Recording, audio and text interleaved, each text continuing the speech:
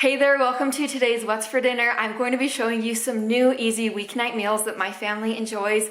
But before we hop into this video, I do want to wish all of my lady friends out there a very happy Mother's Day. Whether you are a mother or not, I hope you guys are all having a fabulous day from my little family to you. But anyways, let's head to my kitchen and start cooking. To kick us off, we're making these loaded bacon chicken guacamole burritos. So in my pan right here, I'm frying up 6 pieces of bacon. I'm just using regular bacon, but if you would like to use turkey bacon as a substitute, you certainly can. After my bacon's cooked, I removed it to a separate plate and I'm just going to crumble it up. In this large bowl, I have about a pound of cooked shredded chicken. I just cooked mine up in the Instant Pot and then shredded it from there, but you could use a rotisserie chicken or just boil the chicken up on your stove and then shred it. To the shredded chicken, I added 1/4 cup of diced up red onion, the bacon that we cooked and crumbled, 1/4 cup of sour cream, and then for my guacamole, I just mashed up 3 avocados, which is what's in this little bowl, and then I added the juice from 1 lime and then a little bit of some minced garlic. I'm going to mix all of this together.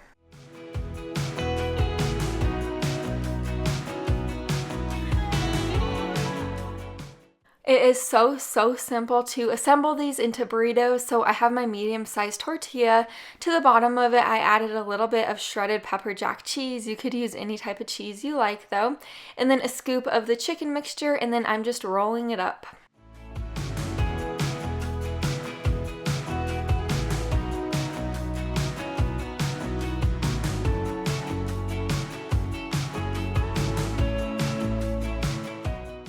Over to the pan on my stove, I'm spraying a little bit of some oil spray on the bottom of it and then adding the burritos on. I'm going to let the burritos cook for about 1 to 2 minutes on each side to let them crisp up and then let the cheese melt. And just like that, this is the finished product. I topped mine with a little bit of cilantro, cherry tomatoes, and lime. These are seriously so good. They're so easy to throw together. I think you might love this recipe.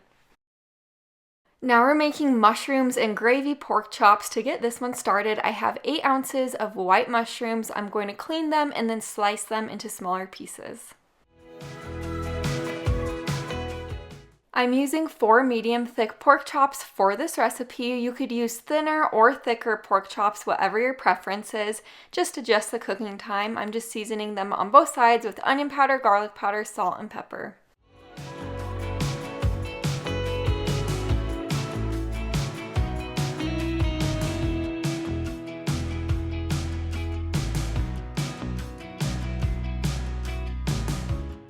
Over to my saucepan, I have a tablespoon of melted butter and a tablespoon of hot olive oil in there. I'm adding all of our pork chops and I'm going to cook these pork chops for a few minutes on each side or until they're completely cooked through. I do want to mention pork chops do tend to cook pretty quickly, so just keep an eye on them. After they are through cooking, I'm just removing them to a separate plate and setting the plate to the side. To begin to work on the mushroom gravy now, I left all the oil and the bits in my pan from the pork chops. I added an additional tablespoon of butter with the mushrooms, and I'm going to cook these mushrooms for about 5 minutes on a higher heat until they look something like this. Now is the time you're going to add in your 2 tablespoons of all-purpose flour and stir it around for a minute or so. The rest of the ingredients that I'm going to be tossing in is 1.5 cups of chicken broth and then a teaspoon of Worcestershire sauce. Whisk this together until it starts to thicken up, and then you're going to place the lid on top and let this simmer with the lid on for about 5 to 7 minutes, and then take the lid off and let it continue to simmer for 2 to 3 minutes until it looks something like this. It will be thick at this point and then ready to serve. You could really pair these pork chops with anything you could imagine. I chose to serve them with a side salad and then this rice. I've been really liking to make this rice recently. It's so easy to throw together.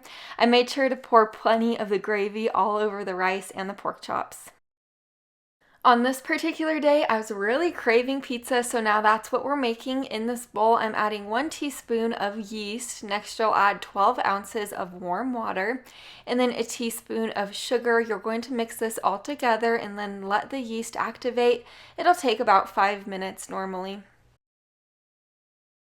Now that my yeast is starting to bubble, I know that it has activated, so at this point you'll add in your 4 cups of all-purpose flour and a teaspoon of salt. I have my dough hook on my electric mixer, and I'm going to mix this together for about 5 to 6 minutes, or until the dough is elasticy and kind of smooth, just like this.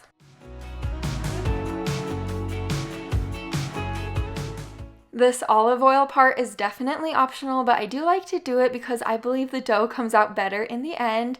So I poured a tablespoon of olive oil all over the top of my dough, and now I'm making the dough into a little bit better of a round dough ball shape. I'm going to place it back into the bowl that I mixed the dough in, and then put a towel over the top. I'm going to let this rest in a warm place for about 30 minutes to an hour at least, or until the dough has doubled in size.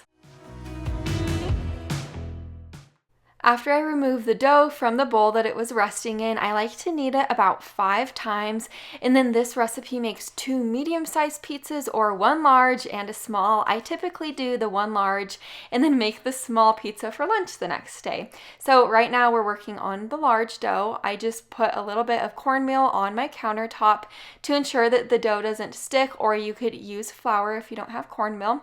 I'm just rolling the pizza out at this point, and then I placed it on my pizza pan. It is time to make this pizza really your own. You could make a buffalo pizza out of this dough. You could make a chicken Alfredo pizza, really whatever you can imagine you could make out of this dough. You could even make calzones, but anyways, I'm just sticking to a Hawaiian pizza because that's one of my husband's all-time favorite pizzas. So after I placed pizza sauce on the bottom of my pan, I sprinkled it with a little bit of pizza seasoning for more flavor, and then 2 cups of freshly grated mozzarella cheese.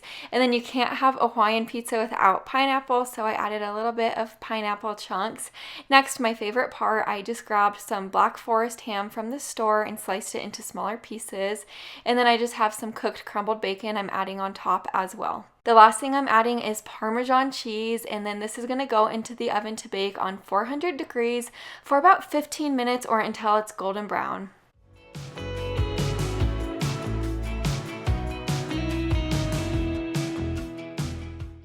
I served my pizza with a side salad. I didn't have very many toppings on my salad just because I was out of a lot of salad toppings on that day, but this pizza is so good. I really love that dough. It has a ton of great flavor. These taco stuffed peppers are mega good, and then they're also lower carb. So if you're looking for a lower carb option, this recipe is so good. I have 4 green bell peppers, or you could use any color bell pepper you like. I sliced them in half, and now I'm removing the seeds and everything from the inside.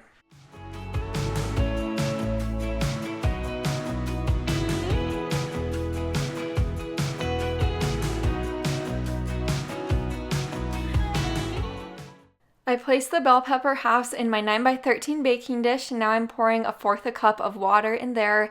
These are going to go in my preheated oven to 350 degrees to start softening while I work on the rest of the ingredients. So in my pan, I have a pound of ground beef. I'm just cooking it up once it is through cooking.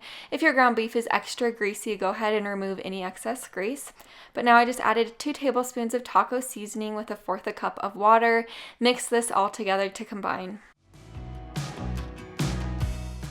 To give this extra flavor and creaminess, I'm adding in 1/2 cup of salsa. You could really use any type of salsa you like. And then 1/3 cup of sour cream. Stir this all together and let the sour cream melt down. The last thing you'll add in is 1 can of drained and rinsed pinto beans, or you could use black beans, whatever your preference is. Give this a really good stir, and now it's time to stuff our bell peppers. So I pulled the bell peppers out of the oven, and now you're just going to place a little scoop of that bean and beefy mixture in each of the bell pepper halves.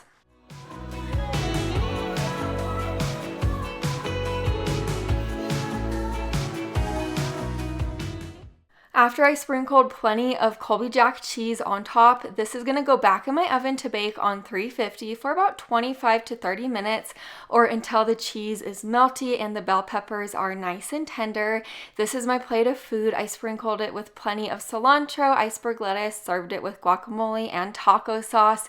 These peppers are so good, and that taco meat on the inside is 100% delicious. I feel like it's just been such a long time since I've made teriyaki chicken, so now that is what we're making. I have a pound of boneless, skinless chicken thighs right here. I poured a tablespoon and a half of vegetable oil on top, and now I'm just brushing it on. You're going to want to brush it on both sides. I do want to let you know, this recipe is so easy to double or half, so if you want to make it for more people or less, go ahead and double it or half it. But after I'm finished with that, over to my hot pan, I'm adding the chicken thighs down, and you're going to want to cook these chicken thighs completely through. While we have our chicken cooking away, I'm going to begin on the teriyaki sauce now. In this little pot, I'm adding 1/4 cup of sugar with 1/4 cup of low sodium soy sauce, 1/2 teaspoon of garlic powder, 1/3 cup of water, 1 teaspoon of lemon juice, and then 1/2 tablespoon of minced ginger. Whisk this all together and bring it up to a boil.